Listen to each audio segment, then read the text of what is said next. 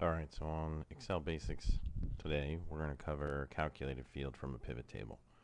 So we have our pivot table here, broken down supervisor to agent with call volumes. We can see from our data set over here we have total call duration, but maybe we want to figure out the average call duration of each of these phone calls for good old Andrew here.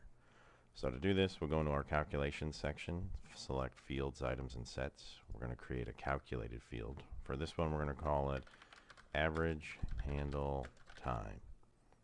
So that's going to be the average amount of time that each of these individuals spent on the phone call. So basically, it's the total duration, total number of seconds divided by the total phone calls that they handled.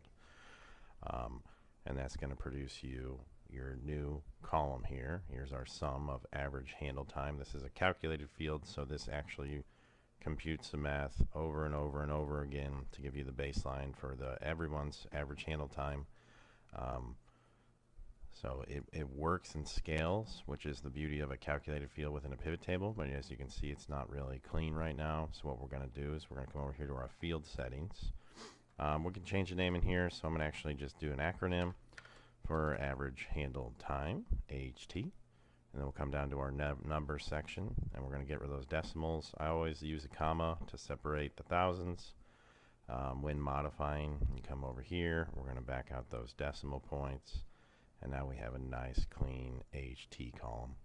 We could do the same for call duration if we wanted to as well. Come over here, just call it call duration, and then again come to the number section, separate with a comma, get rid of those decimals, and boom, now our data set is nice, tidy, and clean.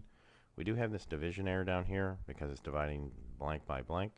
If you want to get rid of that from a pivot table, which I would highly recommend, you come into your pivot table options, find the format section. There's going to be a checkbox for error values show, and check that, and you can either put something there or leave it null. I like to leave it null because it actually just kind of eliminates that row from even catching the eye, drawing attention to it. So there we go. We have our nice clean data set with average handle time, which uses, again, total call duration divided by total volume.